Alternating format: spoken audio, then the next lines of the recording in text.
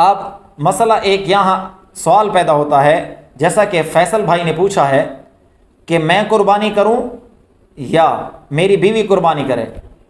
تو آدمی دیکھے کہ جس گھر میں جتنے افراد کے پاس اتنا مال ہے کہ وہ صاحب نصاب بنتے ہوں،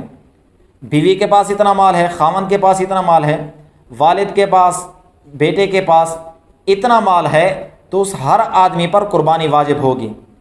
ایک آدمی کی طرف سے جو آدمی قربانی کرتا ہے تو سب گھر والوں کی طرف سے وہ کافی نہیں ہوگی۔ بعض دفعہ خاوند غریب ہوتا ہے، بیوی مالدار ہوتی ہے، تو خاوند سوچتا ہے کہ میں اپنی طرف سے قربانی کروں یا بیوی کی طرف سے قربانی کروں، تو جس پر پہلے واجب ہے اس کی طرف سے قربانی کرنی چاہیے۔ جس آدمی پر قربانی واجب ہو وہ دوسروں کی طرف سے کرتا ہو، نفل قربانی کرتا ہو، والدین کی طرف سے کرتا ہو یا حضور اکرم صلی اللہ علیہ وسلم کی طرف سے کرتا ہو، تو یہ بات غلط ہے۔ پہلے واجب کو پورا کیا جائے، اس کے بعد نفل قربانی کی جائے۔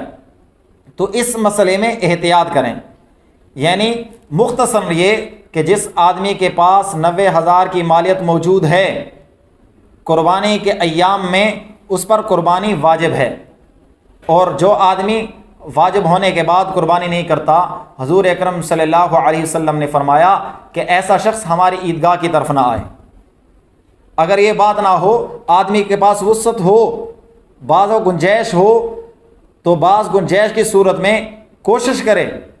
کہ قربانی کرے، کیونکہ حضور اکرم صلی اللہ علیہ وسلم کا فرمان ہے کہ اللہ کے ہاں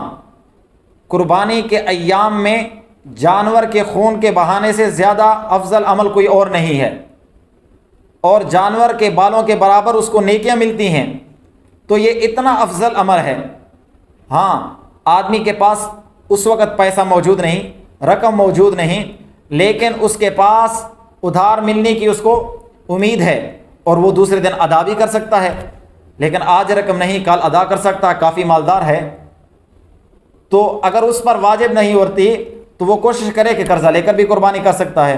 لیکن غریب آدمی قرضہ نہ لے تاکہ وہ خود ہی قربانی کا بکرا نہ بن جائے۔ اتنے مہنگائی کے دور میں وہ احتیاط کرے، لیکن جو مالدار ہے اس کے پاس ابھی تو موجود نہیں، ابھی قربانی واجب نہیں ہو رہی، لیکن دوسرے تیسرے دن چوتھے دن اس کے پاس مال آ جائے گا تو وہ قرض لے کر بھی قربانی کر سکتا ہے۔ ہاں، باقی یہ جو نصاب ہے اس میں سے اپنے گھر کی سامان کی جو آپ حساب لگائیں گے تو گھر کی جو ضروریات ہیں، گھر کا جو راشن ہے، جو گھر کے بجلی کے بل ہیں، گیس کے بل ہیں، یا آپ کی اس دن کی ضرورت ہے، یا کوئی آپ پر قرضہ ہے تو وہ اس سے نکالا جائے گا۔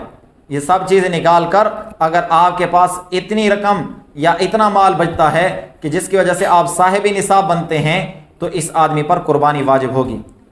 تو اگر کوئی اور مسئلہ ہے تو آپ پوچھ سکتے ہیں، سوال کر سکتے ہیں قربانی کے جانور کے بارے میں۔ یہ